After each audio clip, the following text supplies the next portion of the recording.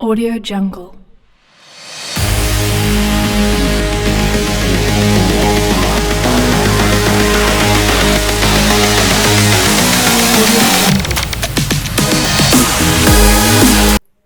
बिस्मिल्लाहिर्रहमानिर्रहीम। Chapter number 7 Griffiths की book से।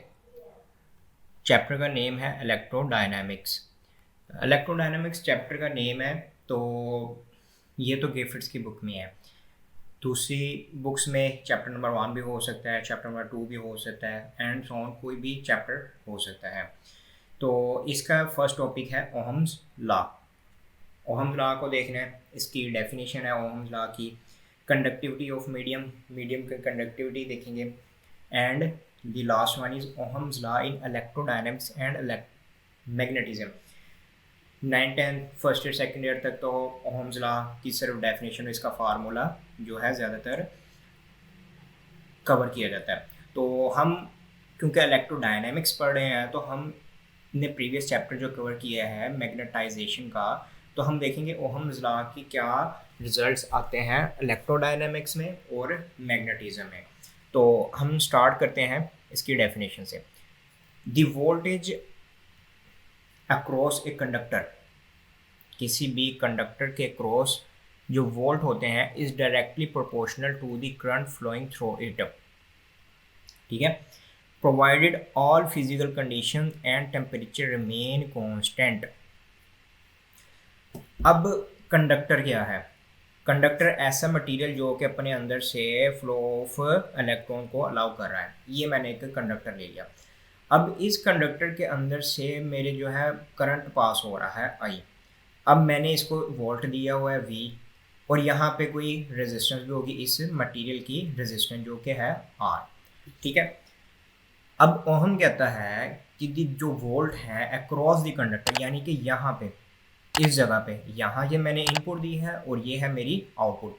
अक्रॉस द कंडक्टर जो वोल्टेज होंगे directly proportional to the current होंगे, यानी कि वी के डायरेक्टली प्रोपोर्शनल होगा आई। अब डायरेक्टली प्रोपोर्शनल यानी कि वोल्ट बढ़ाएंगे तो करंट बढ़ेगा, जब हम करंट वोल्ट कम करेंगे तो रिजल्ट में हमारा जो है आई भी कम हो जाएगा। और इसी तरह ये जो करंट है इन्वर्सली प्रोपोर्शनल है आई के, सॉरी आर के। आई इन्वर्सली प्रोपोर्शनल है आर के। तो इन्वर्सली प्रोपोर्शनल किस तरह के रेजिस्टेंस बढ़ाएंगे, यानी कि अगर इस कंडक्टर की रेजिस्टेंस में बढ़ा दूं, यानी कि इसमें ज़्यादा रुकावट आ जाएगी, तो डेफिनेटली हम सब जानते हैं कि अगर रुकावट ज़्यादा आ जाएगी, जैसे सेमीकंडक्टर्स होते हैं, तो वो बहुत स्पेसिफिक पर्टिकुलर कंडीशंस में चार्जेस के फ्लो को अलाउ करते हैं। तो ठीक है, अब आगे क्या कह रहा है? प्रोवाइडेड ऑल फिजिकल कंडीशन, यानी कि ऑल हर तरह की फिजिकल कंडीशन उसको प्रोवाइड कर देनी है जो भी रिक्वायरमेंट है। एंड टेम्परेचर रिमेन कांस्टेंट, और टेम्परेचर जो है कांस्टेंट है। अब ये ना हो कि रूम टेम्परेचर जिसे हम कहते हैं, तो अब ये ना हो कि जहाँ पे मैंने कंडक्टर रखा हुआ है वो वहाँ बहुत ज़्यादा गर्मी है, ठीक है, और वहाँ इतनी ज़्यादा गर्मी है, तो इतनी ज़्यादा गर्मी से जो मेरा कंडक्टर है वो सही तरह वर्क ना करे, या बहुत ज़्यादा ठंडा वो कोल्ड एरिया हो, तो इससे जो कंडक्टर की यानी कि फिजिकल अपीयरेंस है उस पर काफ़ी ज़्यादा इम्पैक्ट पड़ सकता है। तो इससे जो रिजल्ट्स हैं वो एक्यूरेट नहीं आएंगे। तो ये एक पैरामीटर टाइप मैंने बनाया हुआ था, इसमें देखें, ये देखें। अब यहाँ पे है V, यहाँ पे है I और ये R। ये V जो है इसके डायरेक्टली प्रोपोर्शनल है, ये I इसके इन्वर्सली प्रोपोर्शनल है। चलें, ये तो हमारी होगी डेफिनेशन ओहम्स लॉ की। अब ओहम्स लॉ की डेफिनेशन के बाद हम देखते हैं कंडक्टिविटी ऑफ मीडियम की conductivity. To make a current flow you have to push on the charges. अब मेरे पास एक कंडक्टर है, इस कंडक्टर से मैंने करंट फ्लो कराना है, तो मुझे पुश देना पड़ेगा चार्जेस को। अब चार्जेस को मैं पुश करूं तो हाउ फास्ट दे मूव, कितनी ज़्यादा स्पीड से वो मूव करेंगे, depend on the nature of material, यानी कि इसमें से कितनी स्पीड में मेरे जो इलेक्ट्रॉन्स हैं इसके कंडक्टर के अंदर से जो मूव करेंगे, ये it's totally depend on nature of material के, मटेरियल की नेचर क्या है। अब अगर कंडक्टर है तो उसमें बहुत ज़्यादा जल्दी से फास्टली मूव करेंगे, अगर इंसुलेटर है वो उसमें से मूव नहीं, वो उसे मूव नहीं करने का। अब मेरा सेमीकंडक्टर है तो सेमीकंडक्टर में एक पर्टिकुलर कंडीशन में वो मूव करेंगे, ठीक है। तो ये यहाँ पे था कि to make a current flow, current को फ्लो करने के लिए कुछ कंडीशंस होती हैं। तो फॉर मोस्ट सब्सटेंसेस, ज़्यादातर सब्सटेंसेस के लिए द करंट डेंसिटी जे, जो करंट डेंसिटी जे, अच्छा अभी इसको याद रखना है, करंट डेंसिटी को यहाँ पे हमने एक लेटर एलोकेट कर दिया, करंट डेंसिटी जे। अब इसको हमने throughout the lecture, throughout the chapter current density को इस जे के नाम से देखना है।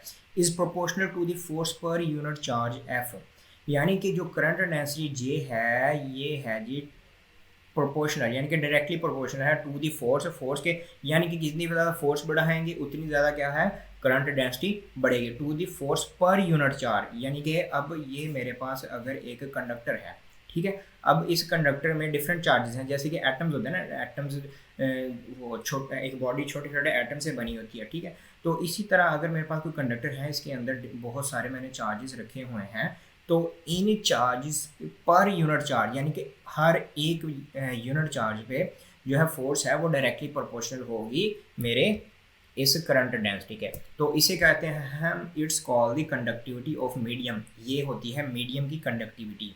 अब मीडियम क्या है, एयर मीडियम है, वैक्यूम मीडियम है, तो ये डिफरेंट मीडियम्स होते हैं।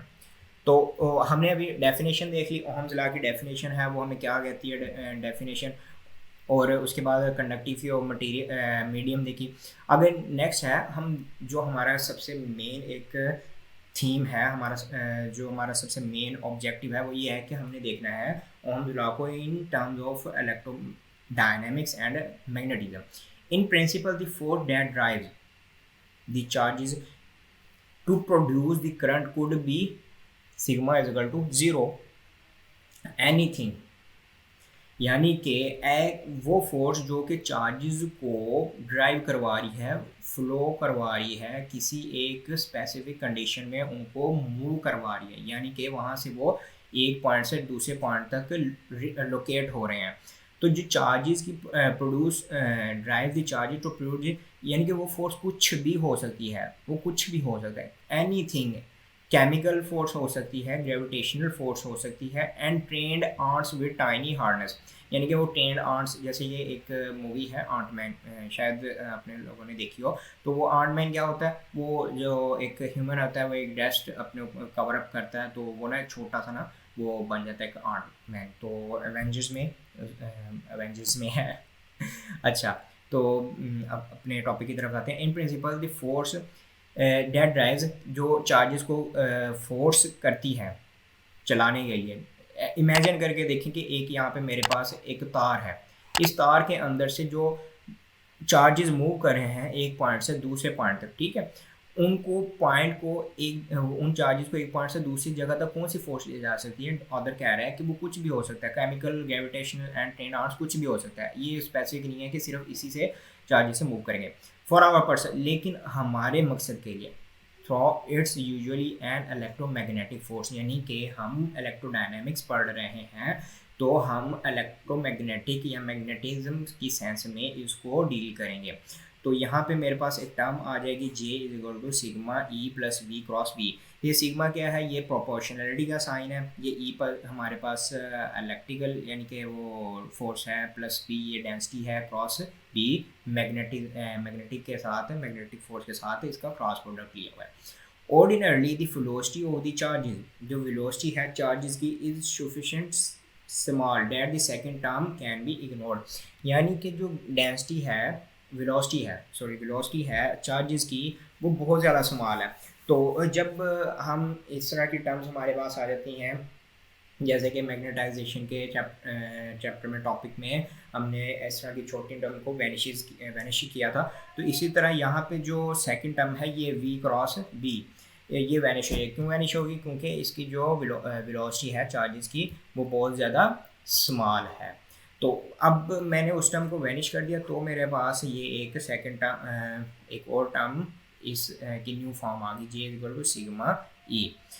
तो हमने अभी यहाँ पे जिक्र किया कि जो सेकंड टर्म है ये ज़ीरो हो जाएगी। I know you are confuse because I said E is equal to zero inside a conductor stationary charge, यानी कि यहाँ पे E is equal to zero, E zero कैसे होगा inside a conductor stationary charge, जब मेरे पास conductor के अंदर जो चार्जेस हैं वो स्टेशनरी होंगे तो E is equal to zero, यानी कि वहाँ पे कोई भी इलेक्ट्रिकल फोर्स नहीं होगी, यहाँ पे वहाँ पे कोई करंट नहीं होगा। इसका मतलब क्या हुआ कि कोई पुश नहीं है पीछे से, कोई किसी तरह की कोई फोर्स नहीं लग रही, चार्जेस मूव नहीं कर रहे, चार्जेस अपनी स्टेशनरी फॉर्म में है, अपनी इक्विलिब्रियम फॉर्म में है। तो इसका मतलब ये है कि स्ट्रेट फॉरवर्डली यहाँ पे E is equal to zero हो गया।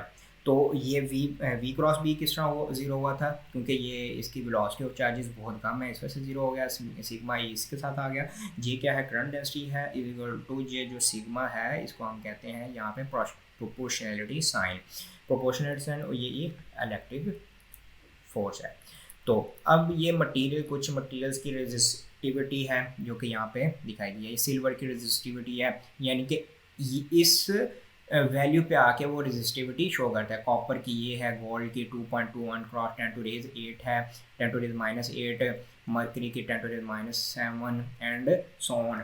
ये कंडक्टर्स की रेजिस्टिविटी है, ये सेमीकंडक्टर की है, सेमीकंडक्टर की बहुत ज़्यादा है। फिर सेमीकंडक्टर की कम है। फिर इंसुलेटर हैं, इंसुलेटर जो कि बिल्कुल भी अपने अंदर से जो फ्लो ऑफ इलेक्ट्रॉन है उनको गुजर अलाउ नहीं करते।